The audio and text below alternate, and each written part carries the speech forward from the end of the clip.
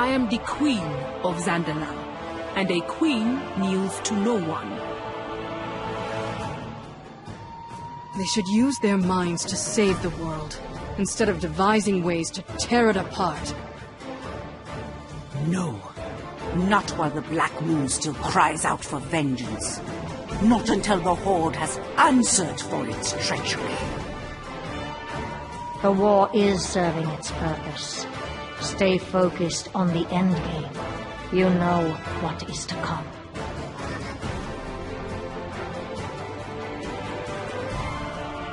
The two essential weapons of an adventurer. A bottle of good gin and a jar of tasty jam. This is Girls Gone WoW!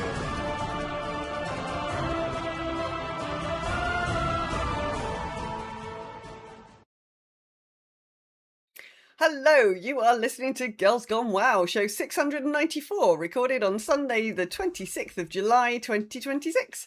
I am your host Raven, and with me I have my wonderful co-host DJ. How are you doing this week?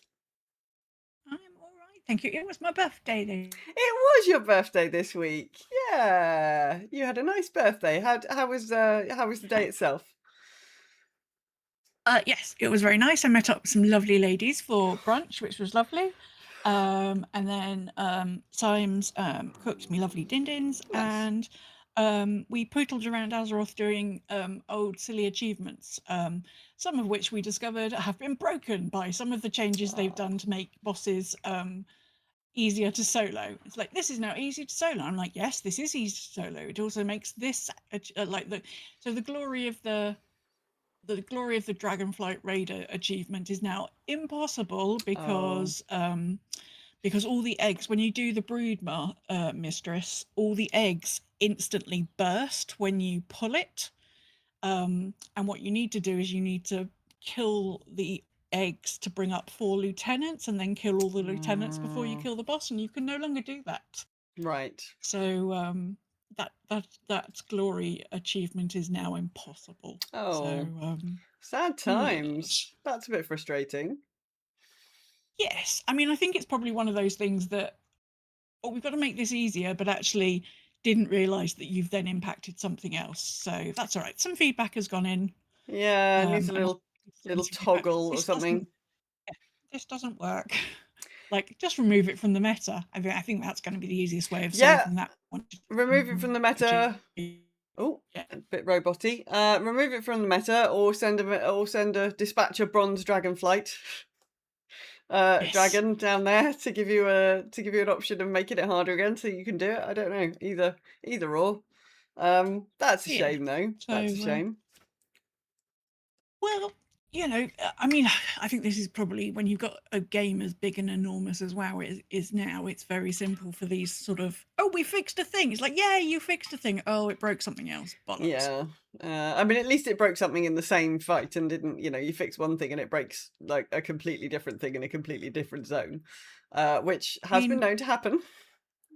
Well, like the reason that they had to turn housing off for 24 hours because the siege of Orgrimmar lift broke. Yeah. And so they fixed that, and in fixing that, it like broke something in housing. And I'm like, I mean, wow.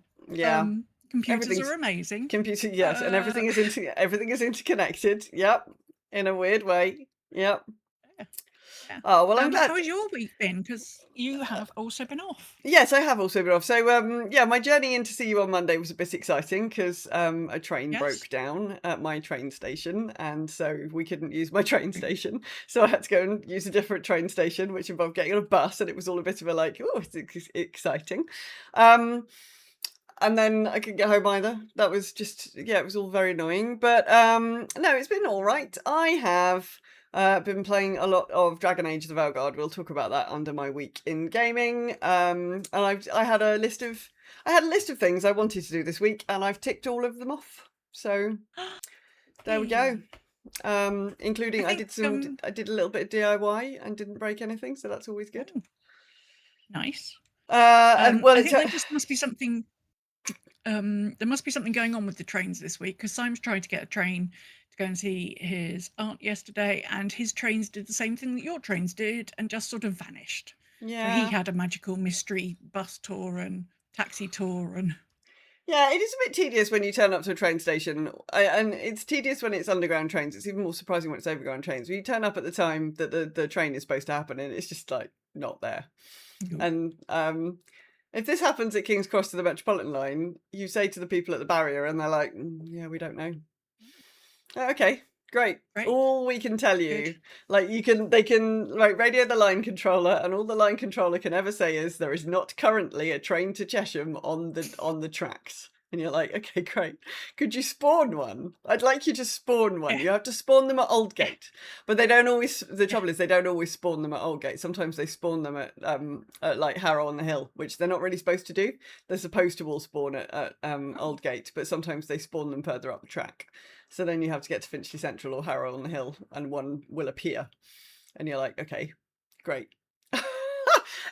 It doesn't help me when I'm standing at King's Cross, but there we go. Yeah, it's a bit annoying. It's a bit annoying, but no, I'm glad that I got the DIY done, because the DIY was to put so these Velux windows have got like external heat blinds on them, so they reflect a lot of the heat back before it hits the glass, so it reduces the amount of heat transferring through the glass by about 40%.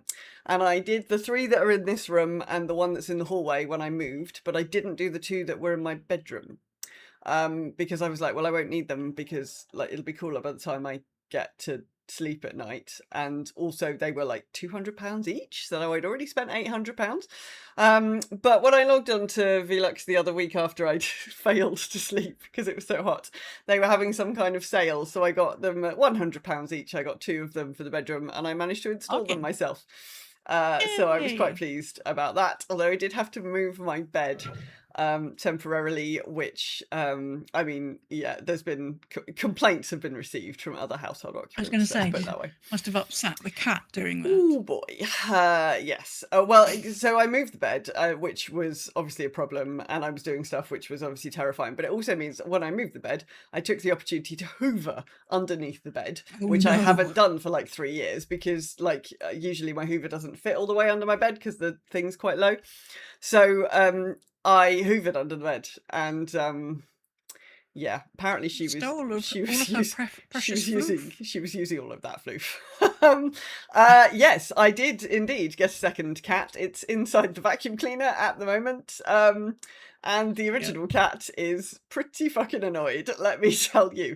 She spent most of the rest of the week under the bed, I assume furiously shedding. Yes.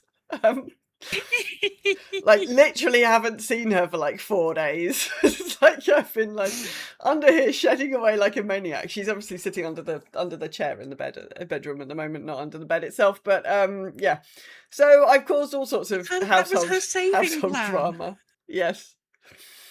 We call it Sophie's retirement floof. Ah, yes, retirement floof. Yes, very good. Retirement floof. Yeah, I like it. Yeah, it's not maybe super popular, to be fair, but I'm glad I did it, because it's going to be hot again this week. In a slightly annoying turn of events. And we'll just let you know up the top of this show, we will be taking a week off next week, because EJ's got scary eye surgery on Tuesday. Well, it's not scary, it's a little bit scary.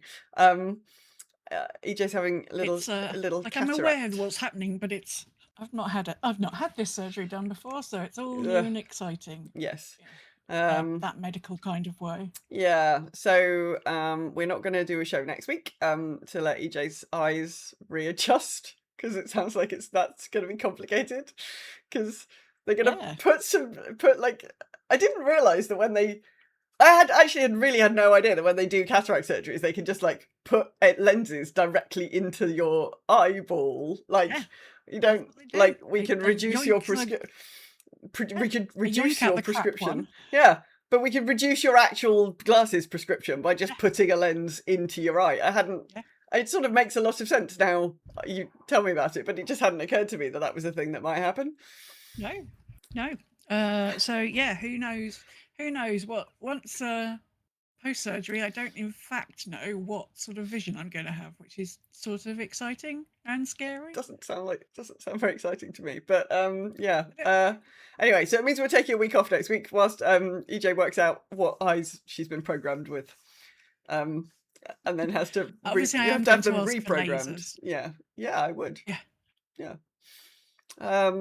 Especially at the moment. Although you'd have to be careful not to set things on fire. There's a lot of fire going on at the moment. Oh yeah. Well, I'm going to have an eye patch for a bit, so that probably will help. Yep. Okay. Oh, so next time we record, you'll probably still be Pirate EJ. I mean, I might be Pirate EJ. Yeah, absolutely. That's exciting. Yeah. Okay. Well, so watch this space in 2 weeks, pending the appearance of Pirate EJ.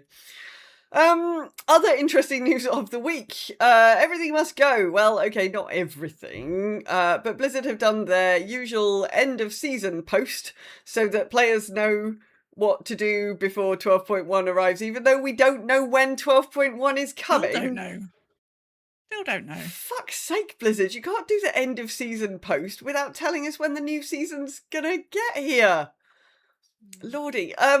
So yeah, get on with your 12.0 stuff, because 12.1 might happen any day. Who knows? You need to finish ahead of the curve if you are a raiding type person. Your Mythic Plus Season 1 achievements and titles. There's some mounts that will temporarily vanish from Mythic Plus in Magister's Terrace and Windrunner Spire. And then they should return as Mythic 0 in the next expansion. Some achievement changes in the Temple of Sethralis, because the dungeon is being modified to come into the Mythic Plus rotation. Prey Season 1, Crest Season 1, Season 1 PvP, FOS? Feats of strength for PvP. Oh, feats of strength for PvP. The Nullius Delve achievements. Oh shit, Nullius. Yeah, there's a Delve boss. I need to go murder Nullius.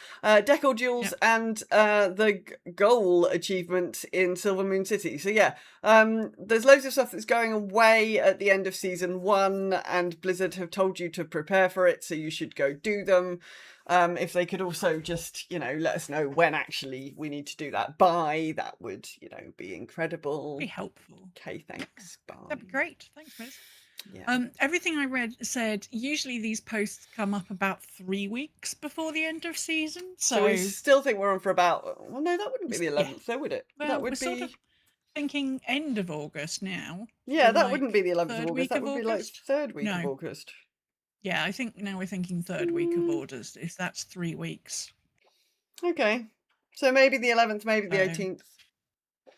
Yeah. So that's, yeah. I mean, hopefully this week they might tell us. I don't know. When's Gamescom? I think that's more towards... Oh, no, actually, that probably is very soon. Gamescom. When's Gamescom? 2026?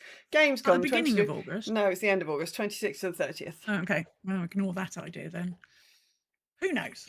Who knows? But you've got at least 3 weeks probably to do. At least 3 weeks, probably. Yes. Yeah.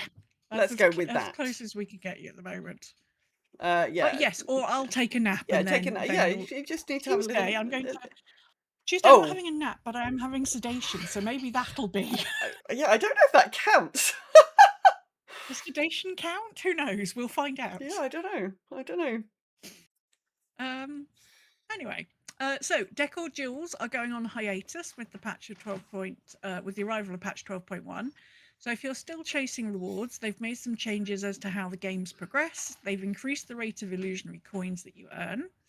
Once the event finishes, you'll still be able to purchase the decor items using Marl, but if you want any of the other vendor items, so that's the mount, the toys, the transmogs, you need to get your coins and purchase them before the event ends. The most important thing out of all of that is the 500 coins you need for the very pretty blue and purple bee mount, because of course that's everyone's priority. Yes, of course. So a decor jewel, the whole event will probably take you about 6 or 7 minutes. The queues are pretty quick. And you'll earn at least 60 coins for completing one. You get more coins if you if your team wins. You get more coins if you've done especially well. So if you've if you've managed to find a lot of people, you get like an excellence bonus. And each week there is a repeatable quest for doing 2 decor jewels, and that gives you an extra set of coins as well. So actually, if you just want the mount, it's 500 coins. You can actually earn that pretty quick. Okay. 2 new BlizzCon bundles have been announced. Obviously, BlizzCon's coming, I think it's the 14th of September, so we've got just 2 months until BlizzCon is going to be here. There are bundles specific to each title, so WoW, Overwatch, Diablo 4, Hearthstone, and Diablo Immortal. The WoW one contains... It's gorgeous, this mount. It's... this mount. It's... I love it. It is gorgeous. It's called Rabbitiath. Rabbitath. And it's just a really gorgeous, like, purple, like, voidy rabbit thing. It's really so cute. It's really cute. You get a wing transmog set, some housing decor items. If you purchase the ultimate bundle, you get all of the bundles from all of the games and a bonus item for each game. And the WoW bonus is a pet called Mercator, which is like a little Murloc with the little Xalatath shoulder voids. It's Xalatath as a Murloc. It's not also quite as cute as the rabbit. The rabbit is better. Not as cute as the rabbit. No, the rabbit is better. Not as cute. You need to link your BlizzCon Pass to your Battle.net account. They are $26.99 for the WoW pass or $44.99 for the bundle. So there you go. All of that's on the Battle.net shop at the moment. So you can go and you can go and order those.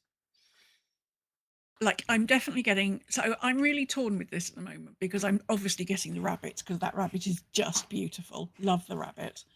I really would like the pet, but I'm annoyed that I can't just buy the pet and I have to buy the bundle because obviously I don't play any of the other games. I suppose if I ever did in the future, oh, thank you, it would suddenly like gift me a whole load of things. But I'm a little bit annoyed I cannot buy that pet individually. I'm not super sold on the pet, I have to say. The mount is incredible. The rabbit mount is lovely. I'm not as keen on the pet myself. It's one of those things where because I collect pets, if I don't get it, will I at some point you'll probably... I haven't got the pet. Yeah. So, but I also am annoyed that I cannot just get the pet. 45 quid, 45 quid is that's a chunk of change. It is. I was, the 26 or 24.99, but the beautiful rabbits. I mean, that's a sort of standard mount price. So I'm just that's fine. But yeah, I need to decide. This will probably be something. I'll be probably in some sort of haze Tuesday night, and I'll be like, I need a rabbit, and I'll purchase everything or something. It's my turn to read things, EJ. Yes, it is your turn. It is your turn to read. You were so busy thinking about the rabbit, and one of my headphones has just died, so that's super annoying. Oh, no. Anyway, it's fine. I put it to charge. Well, yeah, the last thing, which I thought we should probably have a little chat about. An employee has been terminated by Blizzard this week after it became public that they used GM tools to instant kill mobs in a +23 mythic dungeon. The incident came to light as the group had pugged a player in who had logs running, and the death touch spell use came to light because you could see it on Raider.io. The players in the group who were deemed to have been complicit have received 1 month ban from the games. How stupid do you have to be to do something like that when you've pugged somebody?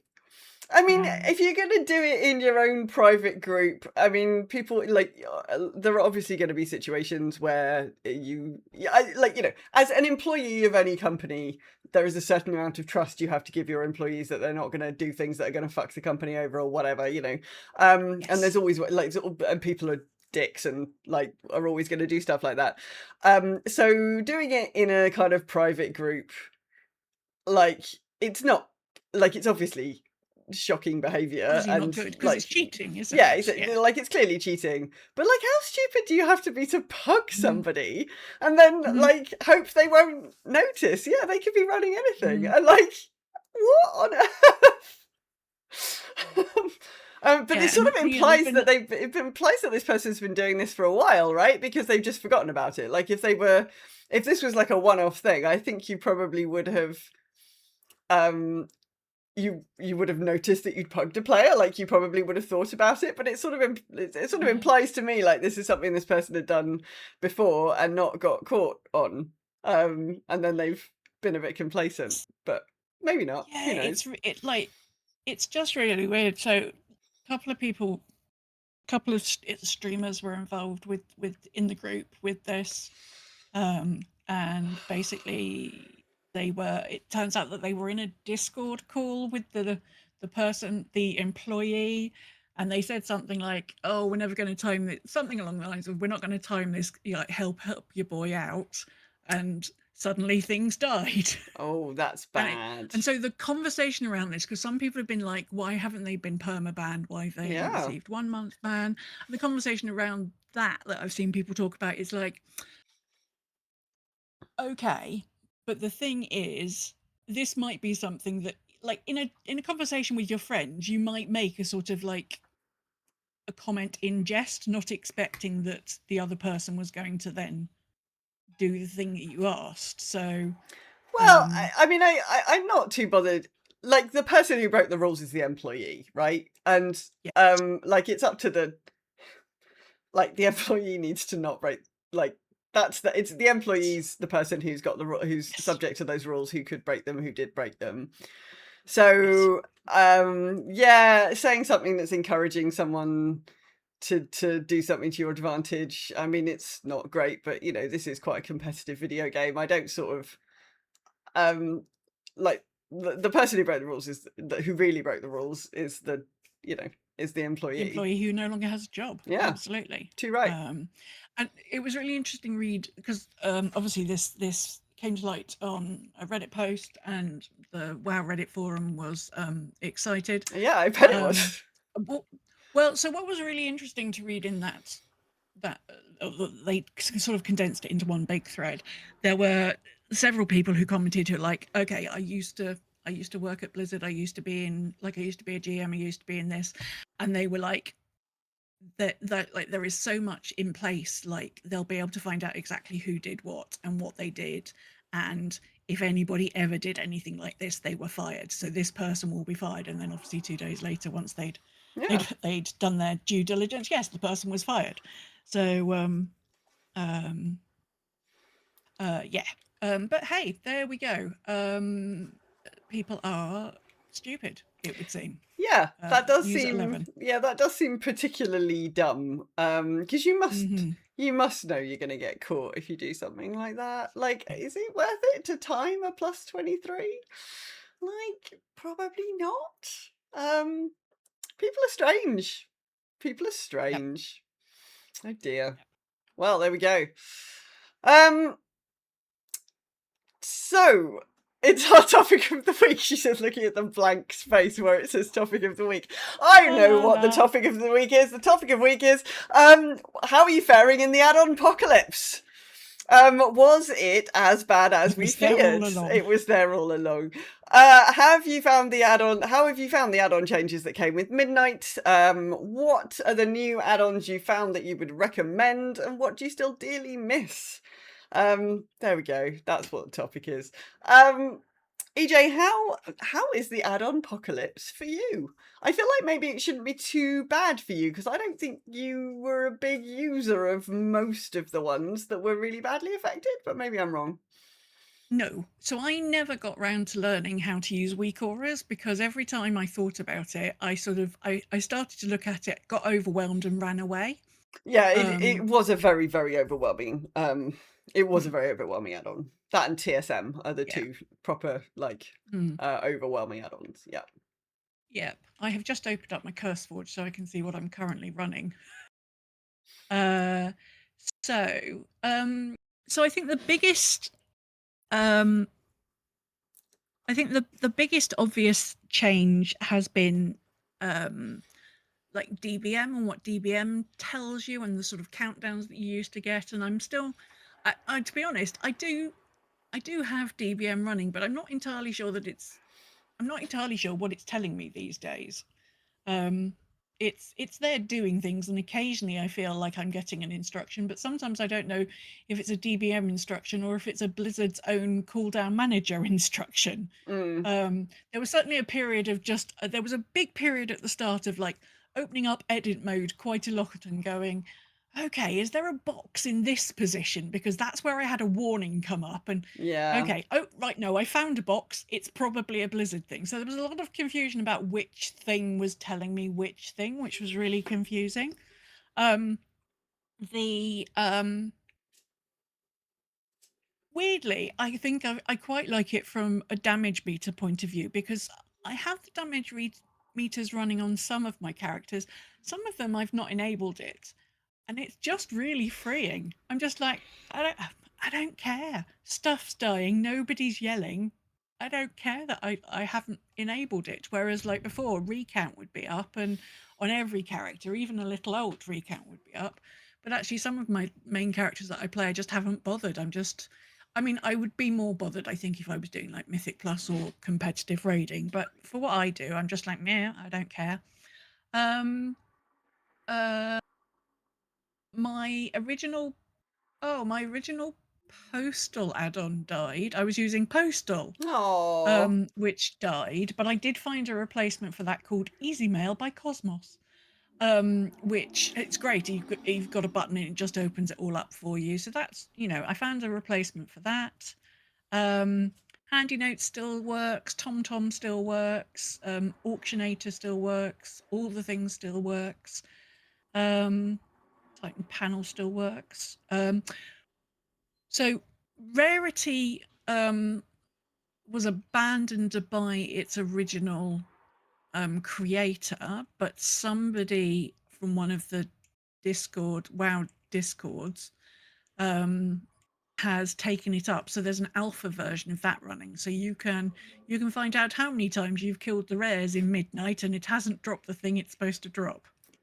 So yeah, mostly I've managed to sort of, it hasn't bothered me too much. I mean, the biggest thing that I think nobody's got a replacement for, and I don't think there's going to be a replacement for because of the changes, is GTFO. But I think what I mostly miss is actually occasionally the awooga that would happen. Like, I feel like I've got pretty good situational awareness, and I realise quite quickly if I'm standing in something I shouldn't, but obviously you miss that thing where GTFO picks it up just before you visually pick the queue up. Yeah, that just means I've had to be more aware of like what I'm standing in. And they have improved the kind of the edges of like they have made it more obvious where things end. Yes, the edges are actual edges now, instead of being a suggestion of where the edge of the effect might be. Yeah, so areas of effect are now much easier to see. I still really do miss GTFO, because often when I'm healing, I'm not really, like, it's just too much information to take in. So I'm just not really, like, I do miss GTFO. As Simon says, you can replace GTFO, but only for some debuffs. Like Blizzard chooses which debuffs it makes available to add-ons to tell you about. Right. And like, as opposed to it just, it's all debuffs or buffs or whatever, you just used to be able to pick it previously, but now Blizzard has certain ones kind of flagged. So you can have it for some types of things and not for other types of things, which is quite frustrating. But yeah, I think GTFO was performing a useful service to healers, if no one else. And of course, actually, I do think the community that continues to be impacted by this the hardest is the accessibility users. Like, I've continued to see in various forums, like across various places, the accessibility community feel like they've lost a lot, and not a lot of it has been kind of made up for. And like the point previously WoW was quite easy to sort of manipulate to be, you know, to have sounds for everything and other types of notifications if you were hard of like if you were you know, if you got visual problems or if you got certain types of like adaptive needs, it was really easy to change WoW to suit you, and like a lot of that has gone away, which and it isn't possible to replicate some of that. So I've seen a lot of members of that community being quite sort of disillusioned really with the game and with what Blizzard have done. Yeah, I mean, you know, obviously that interview that Ian did the other week, they were asking for more feedback. And hey, Balbal. And the Undaunted community are always striving to get more feedback about what's been lost and what they need help with. But yeah, that's not good. That's not good. I think it was just really shitty to take it away and then be like, I mean, so there are sometimes when you're changing, like sometimes I do this at work, you're like, why are we doing this thing this way? Is anybody using this piece of information? We don't think anybody's using it. We've asked people whether they're using it. This tends to be like IT stuff. Like, is anybody using this process? We've asked people, nobody's owned up to it. Okay, well, I'm just going to turn it off, and then we're going to see who shouts, right? And sometimes you turn it off and everything is quiet, and it's like, okay, well, nobody was using that report or that process or that thing, and that's fine, it's now gone away. And sometimes you turn it off and all hell breaks loose in one corner of the company, who it turned out like all of their processes were hinged upon this process, that when you said, are you using X, they said, no, we're not using X. And then you turn it off and they're like, oh yeah, well actually what we didn't realize is that process Y that we were using sits on top of this sort of thing. And in some situations, turning it off and seeing what happens is the appropriate answer. I think it was not the right answer in this case. So taking everything away, then seeing and now being like, okay, well, what do the accessibility community actually need and what can we bring back, feels really shitty when they didn't need to do that. They just could have chosen to not do that. They could have chosen to do something different. And I don't think I like how it was done. And also, actually, so they made a big fuss about what they were going to do kind of like back before the expansion launched, and they'd rode back on quite a lot of it before we even got to the beginning of the expansion. Like, actually, because initially there was going to be no access to debuff information outside Blizzard UI, and they actually had to row back on quite a lot of it even before it actually happened. So it didn't end up being quite the addon-pocalypse that they'd originally said it was going to be. This is my lunch. These are my curries for the week that's sitting over my shoulder here. Sorry, EJ's laughing at my meal prep in the background. This is a Sunday afternoon. Every week. It really makes me very, like, weirdly very happy every week to see your little meal prep boxes sat in the back. It's like, Raven's done her meal prep. Well, do you know what? I'll try to take a photo of the actual shelf in the fridge for you later, because it's not just those. Those are the hot ones. That's why they're sitting there. So they're sitting there because they're too warm, because I do my cooking at like 5:30 on a Sunday, so they're still warm to go in the fridge. My breakfasts are already in the fridge in their little round jars. My shelf is amazing. Anyway, sorry. Yeah, so I just think the way they've approached it was pretty shitty. I don't think they needed to do this. I think they should have engaged more with the accessibility community before they did it. And I just don't think this was an appropriate time to be like, well, let's just yank it all away and then see what happens. Like, it's I'm allowed to do that at work. I'm the finance director. Like, sometimes I'm allowed to turn things off and see if anybody was using them. I don't think this is a good way of running a video game, particularly not when everybody's already pissed off with you. Not a good idea. But I do think overall, I don't think it's been as catastrophic as everybody, unsurprisingly, everybody catastrophized it beforehand. Yeah, but I don't feel... I mean, they did row back on a lot of it before they had I think the proper catastrophizing was when they announced it in the beginning, and then they did row back on a lot of that before No, Midnight actually launched. So actually the version that they implemented was not the version that they originally said they were going to implement. Like, they got a lot of feedback and they did act on some of that feedback, but you just Simon says in the chat room, it burned a lot of good faith in the add-on development community. Like, a lot of those people were making money off this game. Some of those people were making a living off creating add-ons for this game that they had been doing for a long time, that wasn't doing Blizzard any harm. And for Blizzard to just kind of arbitrarily come along and be like, oh, well, maybe people shouldn't be making money like that. Well, why not? Like, I just think it was a really shitty way of doing it. I don't think that was their motivation for doing the changes to the add-ons, was to take away. No, but you've got a huge community of people who are making some or all of their income from this thing. Yeah. I just think you can't be like, well, we're just gonna stop people doing it and that's gonna be cool. Well, obviously it's not. No. I just think it's incredibly shitty, and I don't know. I think I don't know whether it has changed the raid mechanics.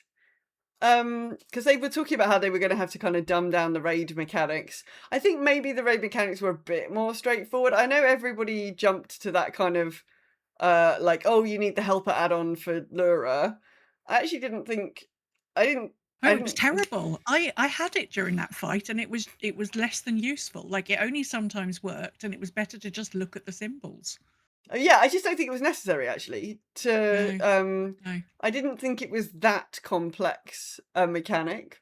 It certainly wasn't up with the, some of the other ones, like the we've had some other kind of, like, somebody's got a symbol over their head and you've got to find it type mechanics that were truly atrocious. Heroic has 5 symbols. Well, I mean, I think you can still count to 5. But I think this type of raid mechanic feels a little bit gimmicky to me. But I appreciate there's a need to kind of shake things up so people don't get bored. I've said it many times before, raid mechanics are in a weird space. Like, I mean, we've been playing this game for 20 years, so of course things have got to kind of get more, like, you need some variety, you need interesting things. Yes. And often when they try to do that, it's that where they land up is a bit gimmicky. Like, at least we didn't have to play football. Thank God for that. I suspect we probably are not going to know the full sort of effect on raids until we've had a whole expansion, or maybe an expansion and a half, and we see what sort of mechanics come into those raids. I think it's too soon, Executus, to know until we see what else comes out, I think. Yeah. Shall we hear what Salmis thinks about this? Oh, absolutely. This is Salmis reporting in for this week's topic, add-on subtraction. When I heard about the add-on apocalypse, I decided to just jettison my add-ons and try playing without them, so I tossed them into the add-on abattoir. Up until today, I was able to muddle through and enjoy myself without really missing them. Honestly, the one I ended up missing the most was one specific aspect of the plumber add-on.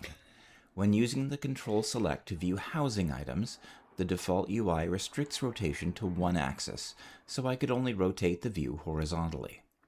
Finally, fed up with it, I downloaded Plumber, and can now rotate the view every which way. Knowing Plumber, it will probably do a few more things that I really enjoy and will mistakenly attribute to the base user interface, because a good plumber always just keeps things flowing smoothly. Now I'm going to sit back and take notes about all the wonderful add-ons all of us have found that have survived so far, and I obviously cannot live without. Salmis out. We did have a brief moment where we thought decursive was broken, but it's not, so it's fine. It's not. But it's not. Yes. Decursive was the thing that I was initially missing, and then somebody was like, oh no, decursive's back, and I'm like, I've never downloaded it out on Yes, when we started raiding, I was like, no, it's there. Yes. I promise it's there. Yes, Yeah. decursive is super useful. And yeah, I do still have DBM installed, but I don't know what of the things that I've got flashing up at me at the moment are base UI stuff and what is actually DBM. I should probably go work that out, really. It's certainly not giving me quite as much as it used to. Oh, I've got a new fishing add-on. Let me tell you about Oh. my new fishing add-on. Oh, I love it. It's called Angler. And it's great. You can set it up, so it'll give you like a little action fishing rod that you can put somewhere on your screen if you want to open it up. But you can basically set it up so it'll modify how you use it. So I've got it on a double right click to cast. But you can set up loads of different things. So you can set up, it will if you haven't got one equipped, it'll auto equip your giant bobber. It'll also auto-equip like one of the different types of bobbers, so you can select a specific one, or it'll do a random one for you. If you've got any gear that you specifically wear for fishing, there's a section in there, so it'll auto put that gear on for you when you're fishing. It just makes it's like, you remember Fishing Buddy? It's like Fishing Buddy on steroids. Nice. It's my new favourites. Oh, and the other day I was fishing, and the first time, so sometimes when you're fishing in midnight, you've got there's a percentage rare chance for a treasure chest to spawn. Yes, I was very there's a confused the first time that happened. Yes. And there's also a rare chance that out of either the fishing or the treasure chest, there's a mount.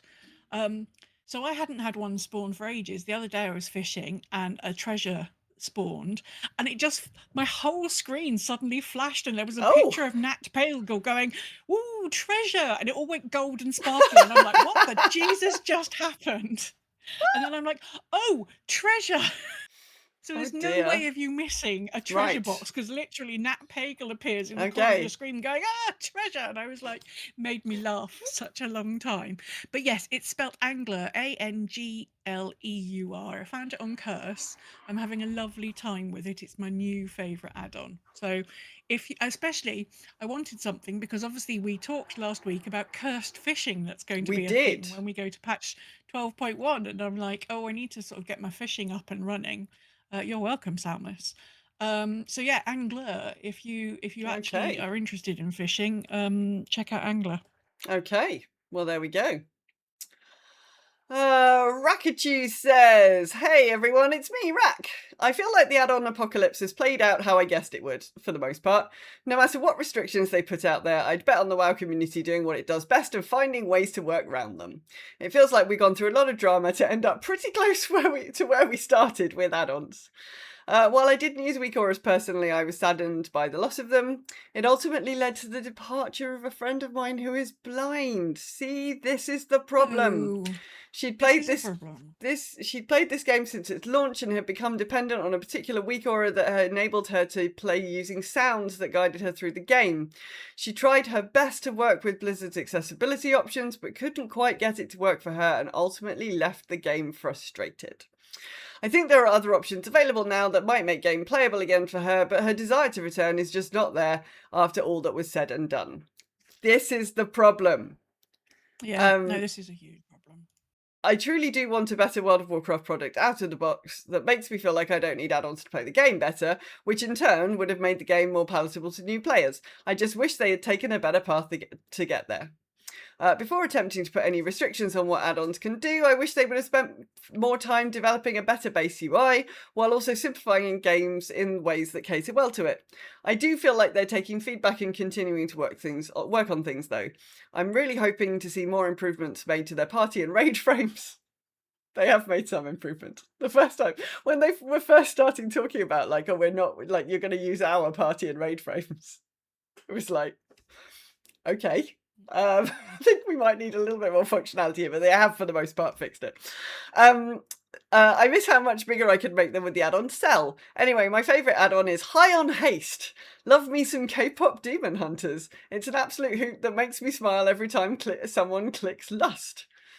Okay, that sounds like a joke I don't get. However, I'm not into K-pop demon hunters. High Sounds on like Haste. It's got a picture of a raccoon on it. I love it already. okay. Plays an animation and music when detecting bloodlust.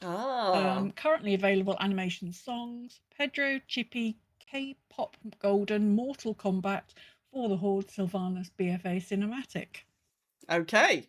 There you Customize go. Available on Curse. customize your lust sounds. High on haste, that is. So pick that up on Curse. Yeah, this is exactly what I think they could have avoided if they'd done their communication better. Like, I don't think people needed to be leaving the game. And I just the weak auras.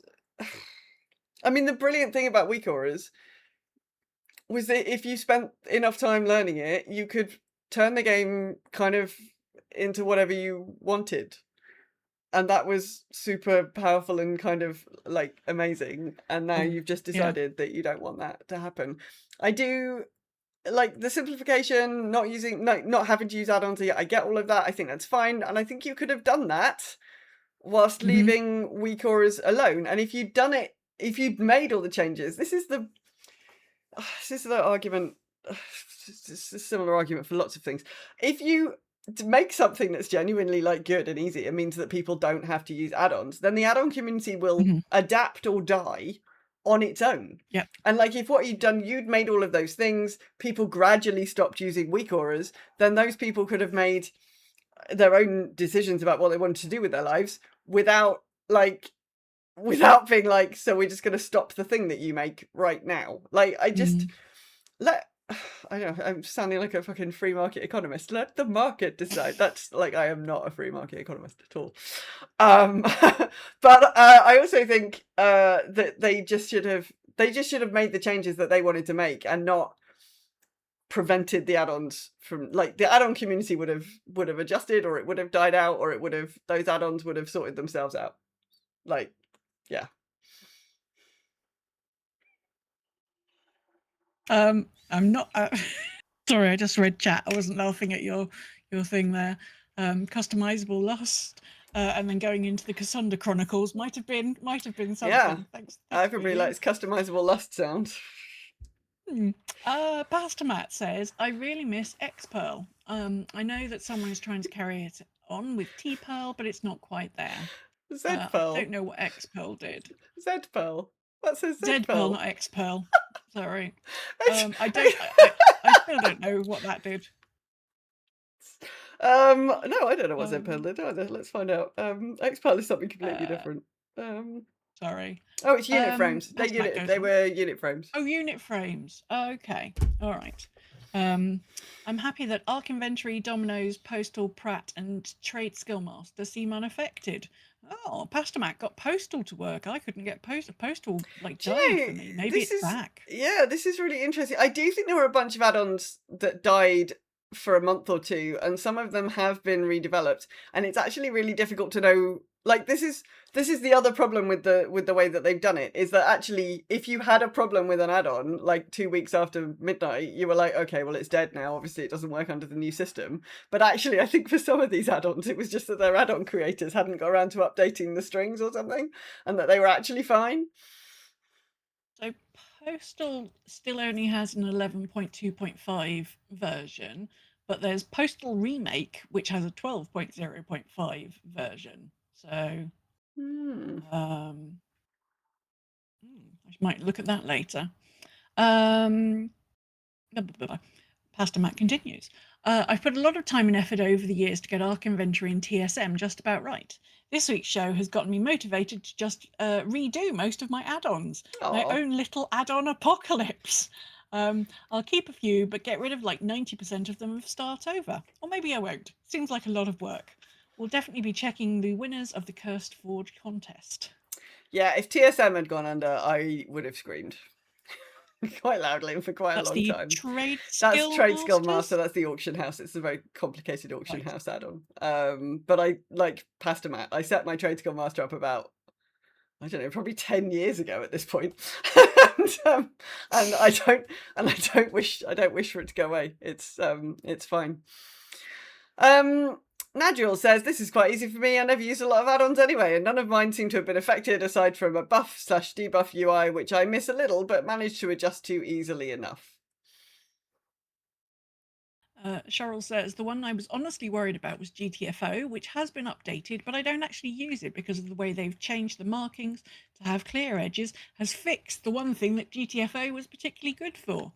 I mean, yes, the fact that they've actually given spell effects a definitive edge now. I mean, the amount of times we were raiding and you'd be like, but I wasn't standing in it. And it's like the game was like, yeah, but it's got a secret edge. And you're like, that's not helpful, Yeah, game. it's not I mean, helpful. yeah, that's been a huge... Like, make your spell effect have an edge. I feel like my spells have an edge. Why can't your spells have an edge? Level playing field. So yeah, they do now. It's only the only time I have a problem with it is if I'm healing, and I just because I'm looking at the unit frames. I'm not looking at the screen. Yes, you've got other stuff going on. Yeah. Bubblicious says weak auras for sure. Yeah. R.I.P. weak auras. Marie says, I was afraid of losing GTFO, but like Cheryl, I found that their edges marking were visible enough for me to notice when I'm standing in the bad. I was also afraid of losing my bleed and buff bars, but I seem to be doing well enough with only the default UI. I thought there was a way of adding bars through the editor, but I've been unable to find it before my patience ran out. And Queen put in a little note. It's in the cooldown manager, and you can find it when you're in edit mode. So yes, it is there. Yeah, so this is another little bit of a problem that I've had with these changes. Blizzard's editing for it's actually really difficult to find a lot of the things in the base UI. Yes. There are some super things in there that are actually really powerful and work really well, but things are not always in the same place. The cooldown manager interface is quite badly designed, and I find it quite difficult to understand. So I often know I can do a thing, but actually can't quite work out how to make it go, where to find the option. This is any time I ever have to look up something in the settings on a web browser these days, I'm like, I need the setting for, and you try and type what you think it's called into the search bar and it doesn't come up with anything, and then you have to look through all of the fucking options, and then you're like, oh, of course it's in privacy. Where the fuck else would it have been? It drives me absolutely bonkers. And the Blizzard UI is just nothing's called what I expect it to be called. Nothing's in the right place where I sort of expect it to be, and I don't spend long enough doing it. So often if I need to edit something in the base UI, I have to think about what it might be called, go to Google, not Google, nobody should go to Google. Google is broken. I go to DuckDuckGo, which I operate in no AI mode, and then I try to find somebody else who's had the same problem, or an Icy Veins article or a Wowhead article or something that says, hello, here is how you do this thing that you want to do. And it just takes ages, and I don't like it very much. So I do think there's a lot of user interface stuff about the way that Blizzard's options menus work that needs a lot of work, because it is the other joy of add-ons sometimes for me was I have a specific niche problem that I might be able to solve in some other way, but I'm just going to type this super niche problem into CurseForge, and it's going to come up with, here's Kylie's add-on that fixes this super niche problem. And you're like, great, install. Super niche problem is fixed. And now I have to try and work out what Blizzard was thinking and where Blizzard put those instructions, and I find it really fucking tedious. Yeah, it feels like summoning something from the void might be slightly similar, simpler. Yeah, and given that I've had a lot of kind of frustrations with the game anyway recently, sometimes I'm like, I'm just not fucking doing this now. I'm not going to play this game. I'm going to go and watch some TV, which is not really what you want. Anyway, Kip says, check out this week's auras if you haven't yet. It has been able to replicate everything I was using weak auras for, though I know I didn't use it as extensively as some folks did. Oh, okay. So it's called This Week's Auras. This week's auras is a midnight ready fork of 3K auras, which itself is a fork of weak auras too. What it does, this week's auras lets you create highly customizable displays for your UI that react to buffs, debuffs, cooldowns, combat events, health, power, and dozens of others triggers, icons, bars, textures, text, animations, all fully configurable without writing code. This add-on operates within the API restrictions. Oh, interesting. Okay, so there's a new one for people to go and have a look at. This week's auras. Yes, weeks thing, as in like, a week, as in like 7 days. Part of a year. Not as in, oh, I'm feeling very weak. Yeah. I wonder if so I used to have a weak aura. The single biggest weak aura I missed. Dear, I'm worried now. What was this weak aura for? If I entered combat and I wasn't in fishing rod, and I wasn't in Boomkin spec, it put a big and I wasn't in Boomkin, like I wasn't Boomkin shaped. It would flash up a little thing in the middle of the screen that was a Boomkin that'd be like, you need to shapeshift. Oh, that's adorable. Love it. You've wandered into this is your Boomkin. Yeah, you've wandered into combat as an ordinary elf. And consequently, none of your action bars will have any of your Boomkin spells on them, and also you won't be able to cast them anyway because you need to be in Boomkin form. So yes, it had a little weak aura that was basically like, you're an idiot and you've entered combat without being in Boomkin mode. That is the add-on. That is the weak aura I miss the most. Ravens, you are being an idiot, weak aura. Actually, I had a number of, like, you are being an idiot weak auras for all sorts of, like, idiot things that I did. I think that's what a lot of people had things, like, I think that's the thing I've heard people, apart from the accessibility thing, that's those sort of quality of life things where people are like, oh no, I'm wearing my fishing outfit, or I'm in the wrong spec, or like those things that there isn't now. Oh, Symes says time to get class reminders. Oh, okay, all right. This is CurseForge. Yeah, we're doing it live, folks. Doing it live. Okay, class reminders. Class reminders is a comprehensive, highly configurable utility add-on that makes EJ cough. That makes EJ cough. Important class buffs, pet, and stance state, consumables, external raid buffs, and resource bars, all from a single add-on with a clean, class-aware option UI that only shows what's relevant to your character. Oh, that interesting. Sounds mazeballs. Yeah, that might be what I need to, as long as I can turn it off to just do this one thing. This is the nice thing about weak auras, not to bang on about it, is that you could just literally make a single aura to do the single thing that you personally cannot remember to do. So you don't need like a whole add-on that's got like 69 different things on it. It's like, this is the one individual thing that I, an individual human being, keep particularly forgetting in my own personal life, and it's going to remind me. Anyway, I'm going to stop banging on about it now. Right. AMS is next. Yes. AMS is next. AMS says, I'm not sure it's really impacted me all, to be honest, other than removing recount and DBM, which, given how rarely I do any sort of group content nowadays, has had no notable impact on me. My UI isn't any cleaner, as the few add-ons I was running are still there and work fine. Sorry, there's some kind of car shenanigans going on outside. My window is open, I can hear car horns and shouting. That's a thing that happens around here. Well, that's good. I'm glad that AMS hasn't been impacted. Mobiz says, I do understand Blizzard's reasoning, brackets, I think. However, I love add-ons and will keep playing games long after their time if they have a great add-on community. People working for free to enhance my game I make money on seems like a good thing to me. Yes, I agree, Mobiz. What I will do is I will put a list in the show notes section of all the add-ons that people have mentioned. So if you're like, what was that add-on?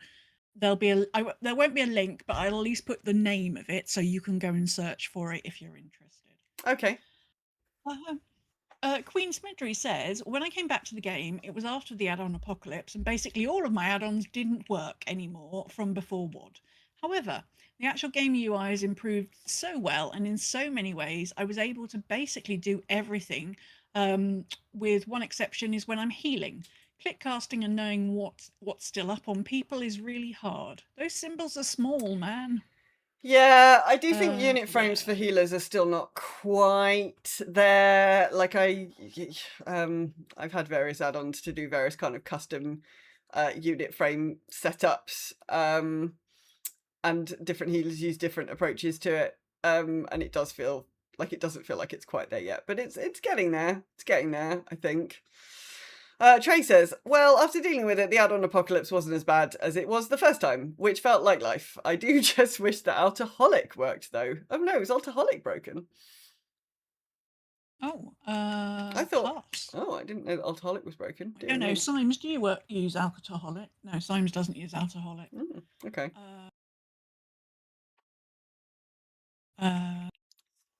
Stillgirl says, I never really used add-ons for raiding or mythic, so I'm rather glad most egregious stuff is gone. I'm happy the raids are no longer an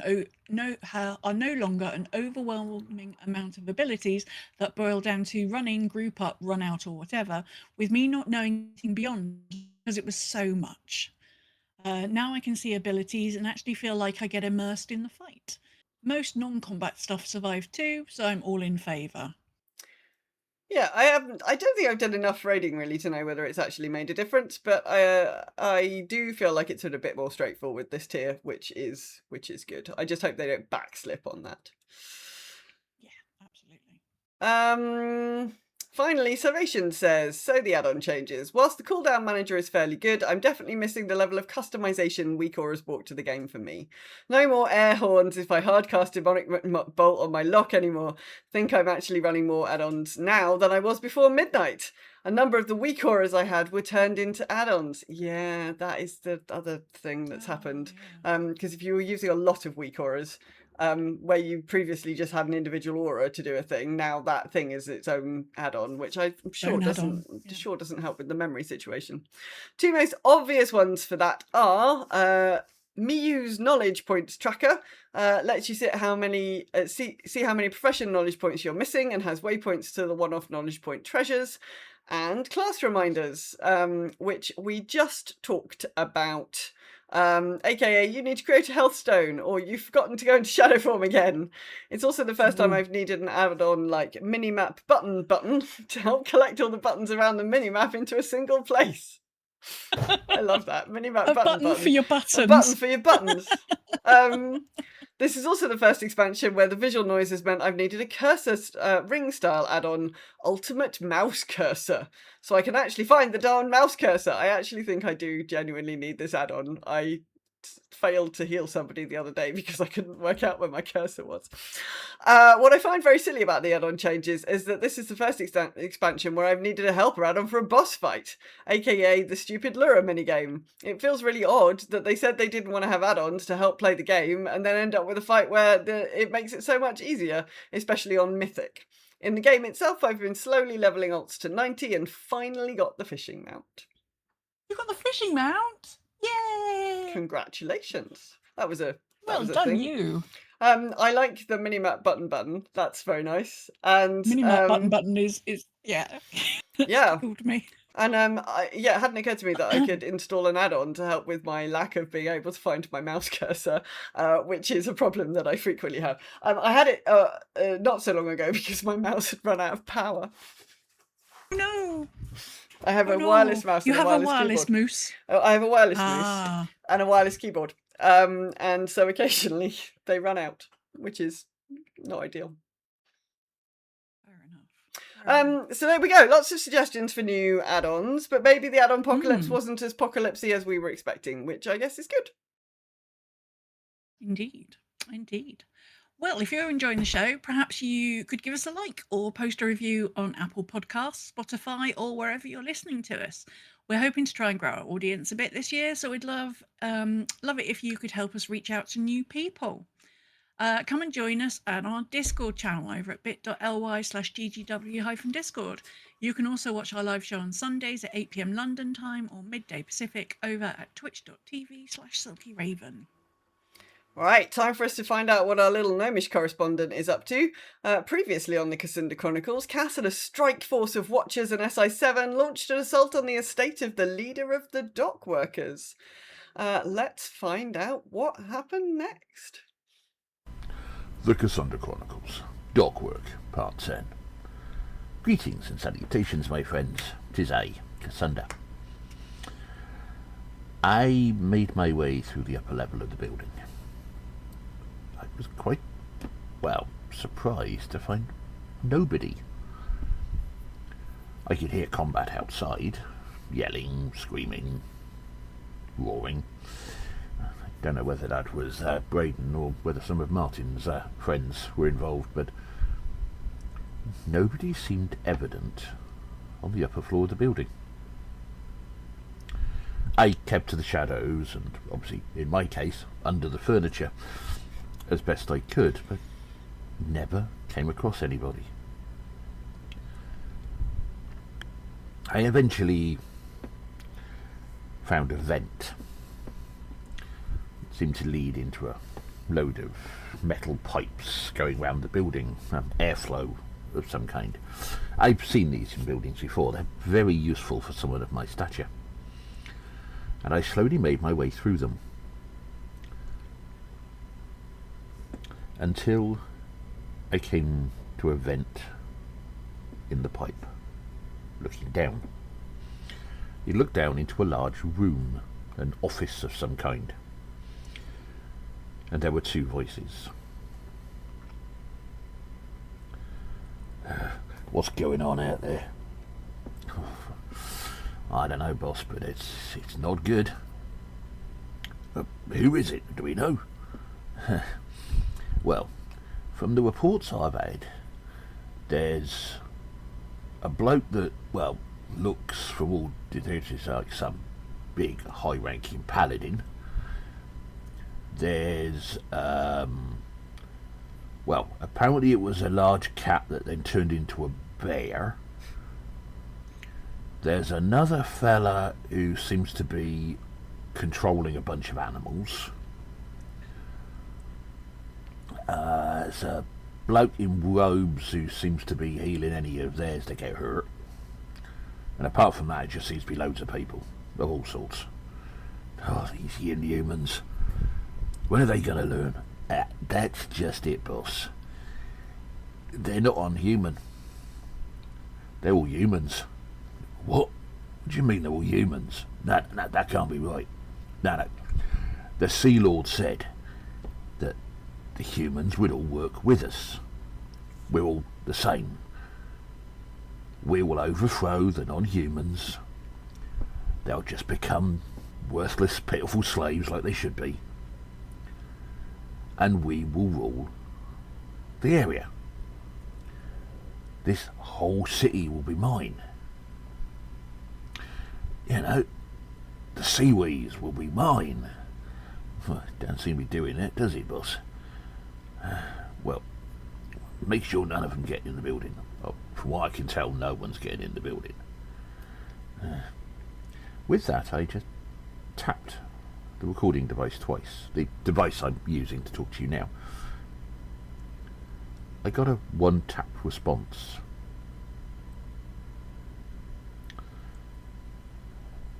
I'll go and find out what's happening out there, boss. You'll be alright in here? Make sure that no one gets in that door. Don't worry, boss. No one will get in. And with that, I could faintly see one of the figures, the larger one, walk towards the door, opened it, stepped through, and then stopped and turned to look back. Like I said, boss, no one's going to get through this door. And with that, Traegar looked. He's all yours, Cass. Have fun, buddy.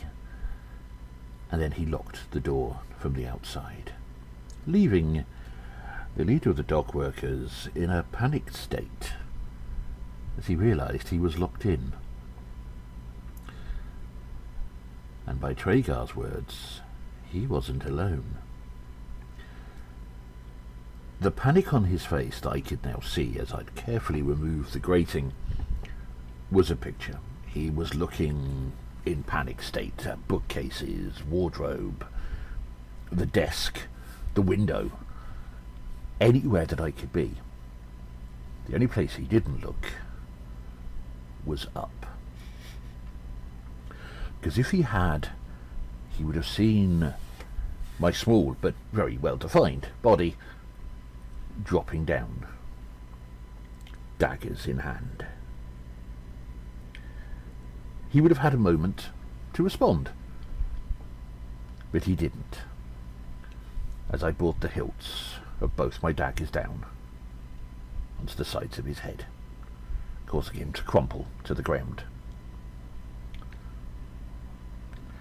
I have tied him up with the rather well-fashioned curtains for a man of the docks, but I have used those to tie him and put word out to the others. It is done. He is ours. Now I am waiting for the sound of combat to stop so that we can take him in. So, my friends, hopefully it will not be long before I can update you on what this gentleman might be talking about, and who this Lord of the Seas might be. Maybe I have found a clue as to who is next in the chain. But until then, my friends, I'll be seeing you. Oh, okay. We've captured the leader. Love the idea. It's like, no, it's all right. He's nowhere. Ah, ha, ha. Yeah. Yes. Don't look up. Anyway, Gnome from above. Gnome from above. Yeah. We shall see. We shall see next week. See what all this was about. EJ, you've had a week off work. You've had a birthday. What gaming have you been doing this week? What did you? Has your birthday experience enhanced your gaming at all? Leading question.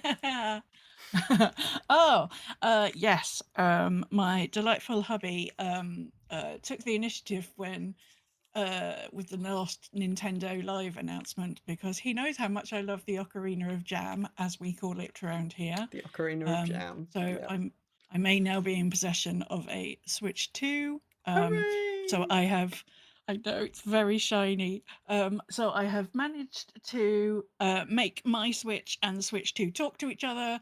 So nice. My Animal Crossing island is safe. Oh, okay. So your Switch 1 has ceremoniously handed your Animal Crossing island ceremoniously to your Switch 2 over. Yeah. Okay. Yes. The island has been wrapped it in bubble wrap, made sure it was all securely tamped down before passing the box over. Very good.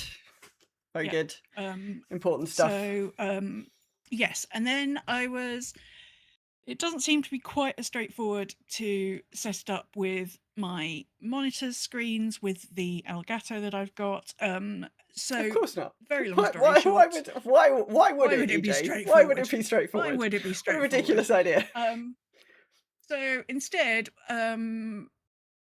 what we're actually going to do is I'm going to hook it up to the TV. So just A, it's going to be simpler, and B, to encourage me to move away from my desk a little bit and actually curl up on the sofa. And so hopefully, she says, hopefully we might get that done before Tuesday, so that when I'm in recovery, I think what I'm going to do, because we don't have a launch. We know it's coming this year, the Ocarina, but we don't know when. So I thought possibly I might treat myself to Pocopia and have a little play with that, because everything I've seen, it looks like the sort of world building thing that I would quite enjoy. And it wasn't available on the Switch. You had to have a Switch 2 for it. So now I have Switch 2. So yes, that's my plans, and obviously I want to go wander around my island and see what it looks like. Very good. Yes, so but I was very pleased with myself that I've got the technology to talk to each other. So I did that. And I've done a fair amount of WoW. So everybody's pretty much caught up and ready for 12.2. So I did the last 12.1, surely. 12.1. Oh, might be a bit tired. Yeah, it's been a long week. Even. It's been a long week. I mean, I'm really organised for 12.2. Really organised for 12.2, whenever that happens. Yeah, okay, good. Yeah. So yeah, like my EU account, my main account, everything is sort of.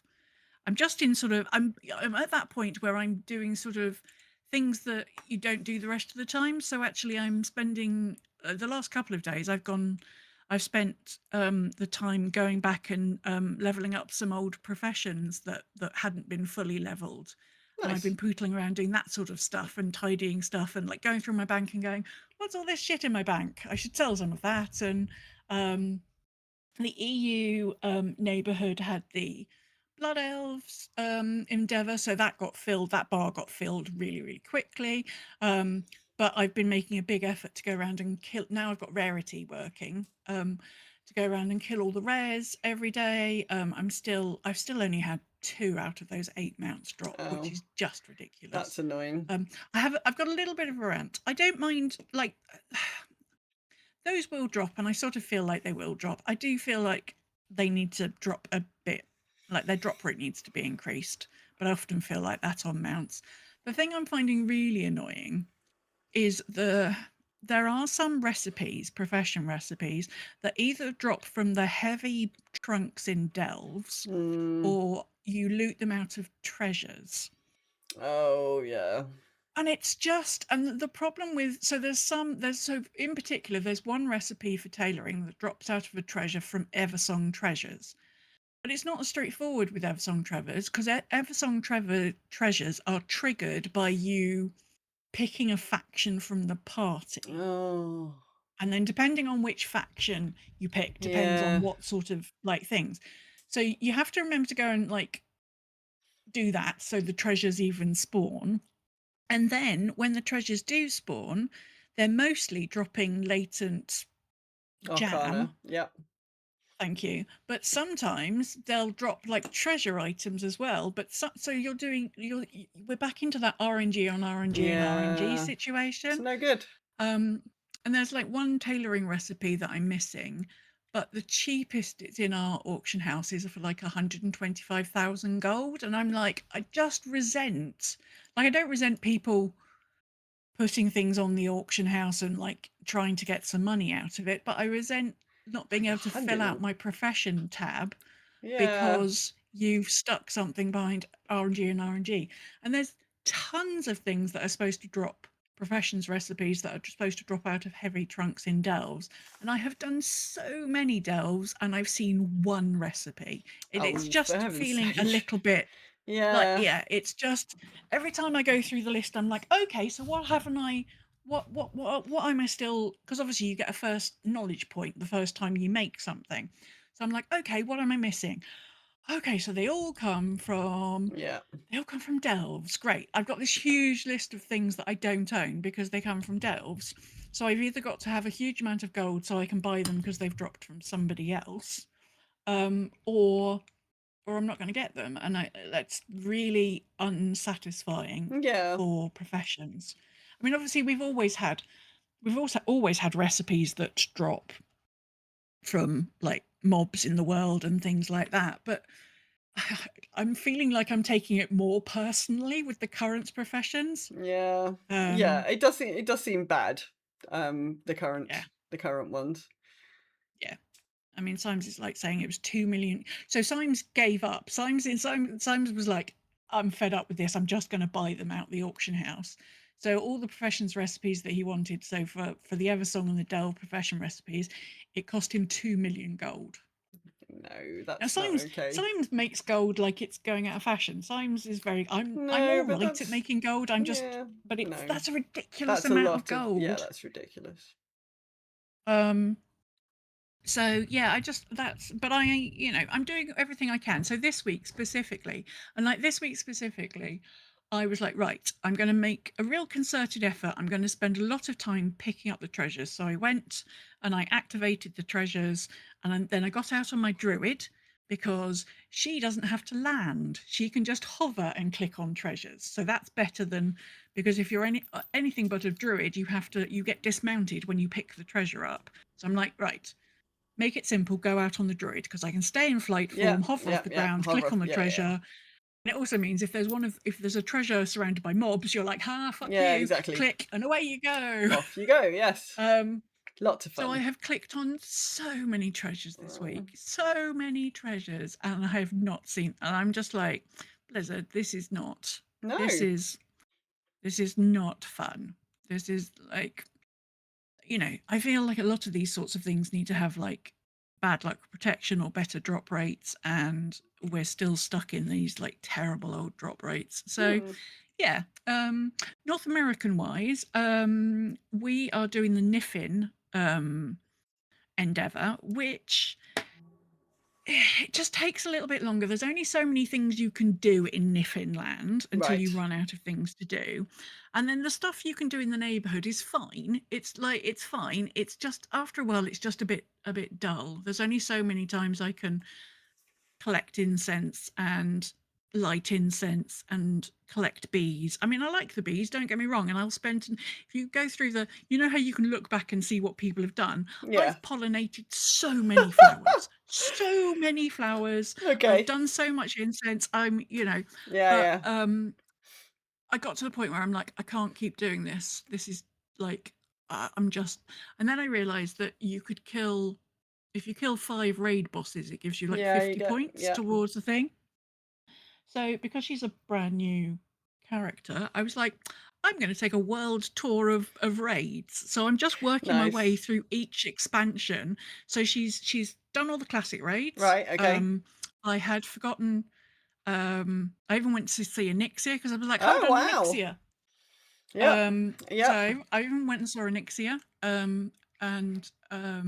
And she was like, hello, nobody's been to see me for ages. I'm like, hi. Yeah, do you have to wake her up? Going to murder hell. Yeah. I did. She was like, what's going on? Bloody hell. And like, if I slow, and like, she looked like she needed to stretch her ears. So I hit her with my stave. So she actually went upstairs and she got to like spread her wings and flap her wings around a bit. Yeah. I was like, I won't one-shot you. I'll two-shot you. Two-shot you. Yeah, that'll be nice. So I did that. And then in the last couple of days, I've done a world tour of the Burning Crusade, and I'd forgotten how big those, like physically big, those raids are. Like the Sharpenshine Cavern, and like I've been to the Black Temple enough. I knew that place was big, but yeah, I'd forgotten about the cavern, how big that place was, and I'd forgotten how many raids there were in that expansion. So there were a lot of raids in Burning Crusade. So you've got original Karazhan, Black Temple, the Cavern, Thrall's Lair, the Blood Elf Sun Place, Plateau, Sun.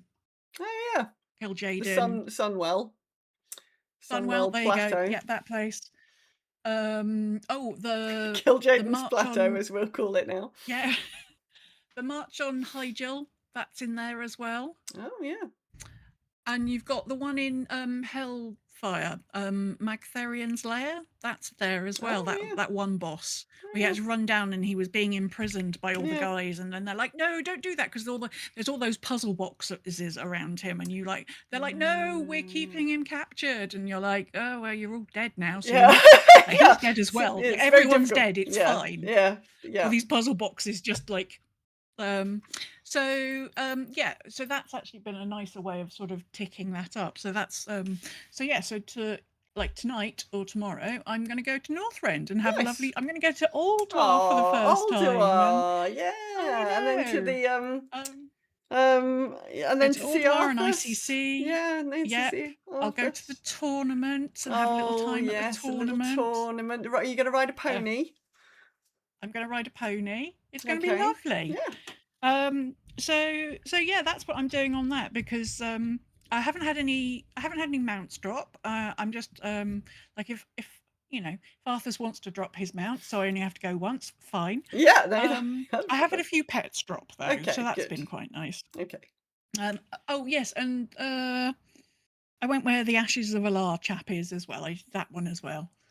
for Burning Crusade. So yeah, so that's what I've been doing. I've just been I've just been tidying things up, and then they said about the decor jewel was going away, and I've got everything on EU, but I was like, oh, there's a couple of toys. I'll go and get those on the other side. Okay. And also just so I can try out. It's so much quicker now to get coins. Like so you're getting a minimum of 60 coins per run, so that's nice. in Okay. itself. It's I think they've taken away some of the I feel like they've taken away some of the ways that the Seekers could find you, and also they've taken away some of the hints about where there used to be. Your character still whistles every 30 seconds or 45 seconds or whatever it is, but there used to be flies that used to sort of circuit round where you were sitting. Right. So it could be really obvious if there was like a chair that suddenly had all these flies circulating, like having a. So they got rid of the flies. I so did have a shower before I came and did this game, actually. Yeah. No, they've got rid of those, so actually it's not as obvious. So I certainly have noticed more people being able to hide for longer. Okay. And you do get some bonuses if you manage to if your team manages to win the game. So if people manage to hide and not be found. And you can get through one of those. The queues are only about 3 or 4 minutes long, and then the whole event lasts about 6 or 7 minutes. So you can actually do it quite a few very, very quickly. If there's anything you want to get. So what have you been up to? Because you have also had a week off. I have. I played very little WoW this week. I've actually finished my Delver's journey. So I've got a level 10 Valera. She's still quite shouty, and she still doesn't have all of her curios updated for some reason. Like they just haven't really been. Yeah.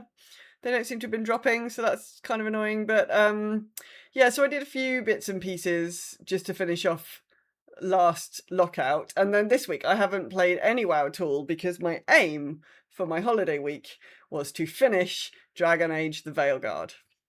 And I have finished it as of 4 o'clock this afternoon. No, 5 o'clock this afternoon. I mean, I must have played, like, my Xbox has been sitting neglected since January, and this week it's been on every day. I must have played about 30 hours this week. It's like, fucking hell. Is your Xbox like going, what the? Yeah, your Xbox is like, leave me alone. Jesus Christ. Too hot. Yeah. Christ, I was on a fucking nap.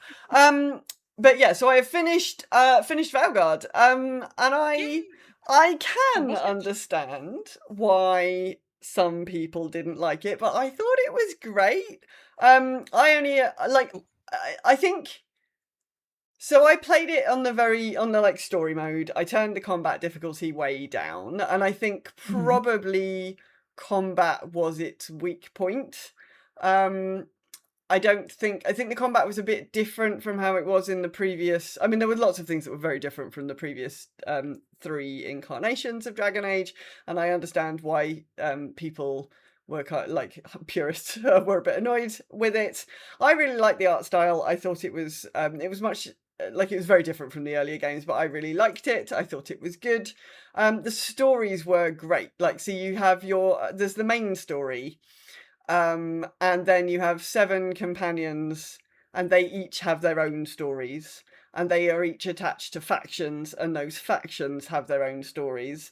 And you can set yourself up for the good ending if you finish everybody's stories and everybody's faction stories and basically make friends with everyone. So if you don't make friends with people, they can't come and help you in the big end fight.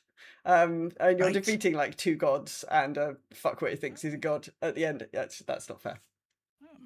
You probably want your friends with you. Yeah. So you do, you do kind of need everyone. And if you level everybody up and you get to the end of their stories, they all become a hero of the Veilguard. So they get like a special ability and a special like suit of armor and stuff.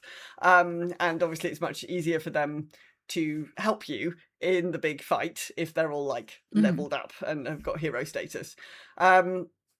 So I got the good ending because I put all the work in, so that was good. So most people survived. Like, one of the companions didn't survive, but I think you have to sacrifice one of them because it's a very meaningful sacrifice that this person makes.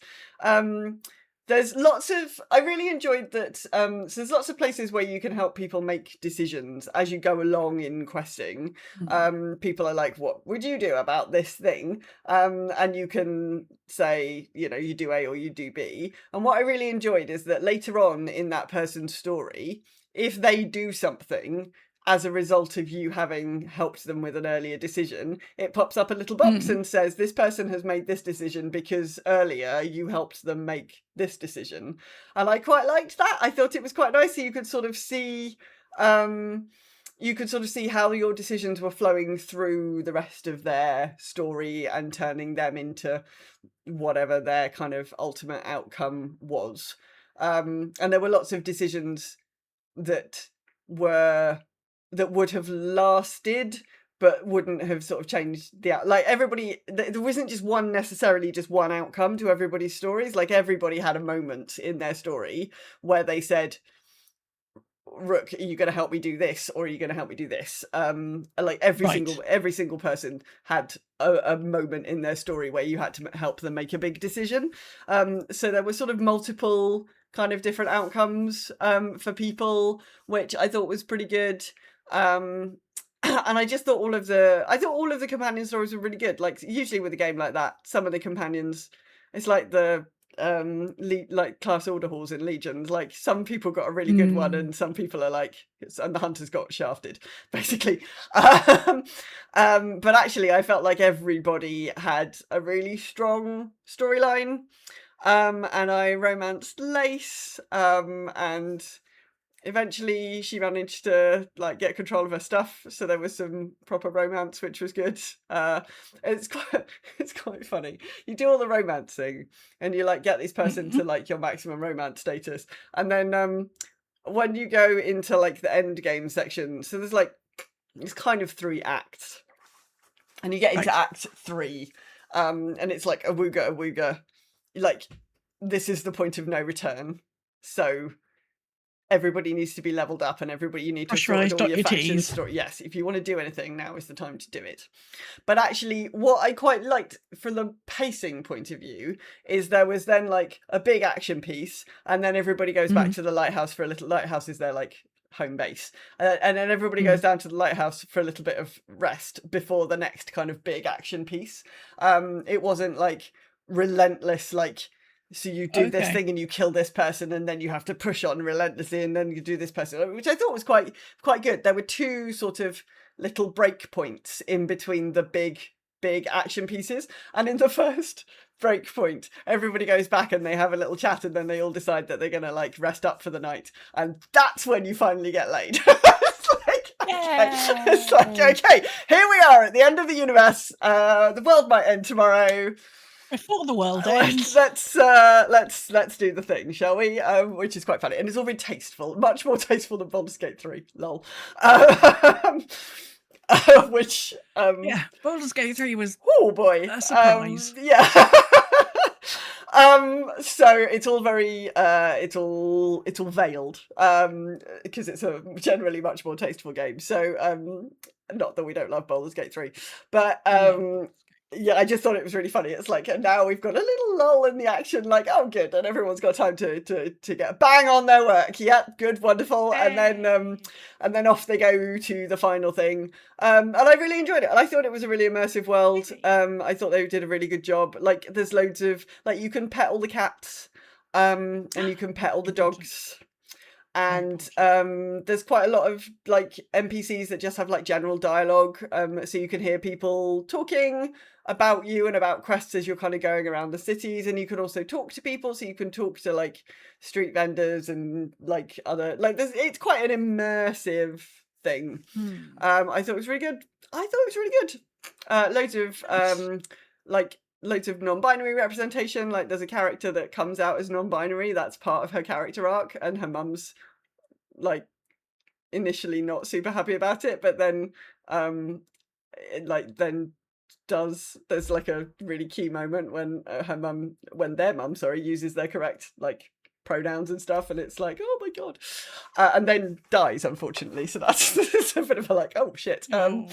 But yeah, it was a really yeah. I can see it. I can see why it rubbed people up the wrong way. And if combat is your thing, I did not think the combat system was great. But combat isn't. It really isn't my thing. So I might be maybe a bit unfair to it, but I know I really enjoyed it. I finished it. It took me about 63 hours, I think, in total to finish it. So it's and I didn't 100% it. I about 80%ed it. I didn't open every single chest. I didn't get to every single, like, there's some altars that you can do some stuff with. I didn't do that. There's some little, there's like a handful of achievements that I didn't get. One of which I definitely could not have got on my run through because it involved, not unless I'd gone back to a save, it involves having a like set of conversations with a particular NPC and getting through, like making your way through a set of dialogue in a particular way. And I didn't quite manage that. But I enjoyed it. I got the good ending.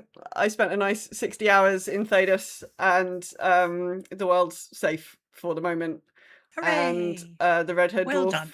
the redhead dwarf, and my rook are having a lovely time. One assumes. Hooray! Yes. Excellent. Well, So now that's- they've saved the world. They've got Yeah. plenty of time for that sort of thing. Yeah, they had a plan to go and sit in a cottage in Ferelden for a little bit. They were quite specific about Aw. it. But yeah, there was just like the character dialogue and the character storylines I thought were really strong. So yeah, I enjoyed it. I thought it was good. Next up on my things is I do need to finish Baldur's Gate 3. I think that's my next on my to-do list. But I'm not going to take another week off work to do that. Hopefully it wouldn't take me, hopefully it won't take me 30 hours to finish Baldur's Gate 3. I mean, I've you've only got got the Act whole of 3 Act to go. 3. Yeah. Yeah, no, you say that. There's a huge plot thing in Act 3 that actually takes quite, well, it depends how deep you go into it. You could easily have another 15-20 hours. Okay. I mean, I've already how much time have I already put into Baldur's Gate 3? I have no idea. Yeah, it does slightly annoy. Oh, I've not logged into Steam for so long. Steam's like, who the fuck are you? Like, okay. I do slightly wish video games were shorter. I do slightly wish that video games hadn't become by default quite so long. Like, I sort of feel like 30 hours is quite a good length for a video game, and actually most video games these days are like 60 hours, which I think is a long time. It's a long time to put into a video game. But I'm pleased that I've done it, and I had a nice time. So there you go. That is my that's my potted review of Dragon Age of the Vanguard. Everybody else can shut up. I had a nice time. I'm very pleased that you finally got the time so that you could play that, because even if I did, and like huge apologies to everybody who's in my raid team. I literally on Thursday evening thought it was Wednesday. I was off work for the week. I'd got no idea what day of the week it was. So I was sitting there at 8:30. I was thinking, oh, I wonder if I should just, like, I've been playing this for a little bit of a while. Maybe I should put this down and watch Luke streaming Baby 007, Baby Bond. And then I went to have a quick look at Discord, and there were a load of people on Discord going, are we raiding tonight? I was like, oh shit, no. Is it Thursday? Who made it Thursday? I didn't think it was Thursday. So I'm super sorry about that, everyone. But this Thursday coming, assuming, and it is a big assuming, that the weather is suitable, and not 30 degrees, which it might be, we will go and rescue quackers this week, maybe. Yay, Sergeant Crackers. We'll go and get quackers. Anyway, let's hear what Salmus has been up to. Hello, Raven and EJ. This is Salmus, the alchemical rogue, reporting in for my week in WoW. Friends and family attempted to take some new alts to a Tier 11 Parhelion Plaza delve. We made it through fairly well, but we could not defeat the last boss. We'll find other ways to gear up, like earning field accolades. Rexual Healing spent some time walking with the classics. Using my Draenei Paladin, I earned the Viranoth Drake, a very cool mount. I also got that Paladin to level 90. I am finding that with my main adventuring in Nagtal and Val, I am getting enough field accolades to get 1 or 2 Warbound hero gear chests a week. I can get my level 90 alts geared up at what feels like a good but leisurely pace. Thank you all. Salmus out. That arsehole at the end of Parnelian Plaza can go take a long run off a short pier. Yeah, he's not nice. Marie has finished Foolish Mortals, which was a fun and pleasantly challenging point-and-click puzzle game with a happy ending. She's having a garage sale today, so she won't catch the pod live. Never mind. Happy VOD catch-up, Marie. Nadriel plays some WoW and then mostly moved on to D4 this week, managing to get comfortable at Torment 9, a first for him. And he thinks he might be able to finish all the season challenges for once, unless his focus shifts on something else.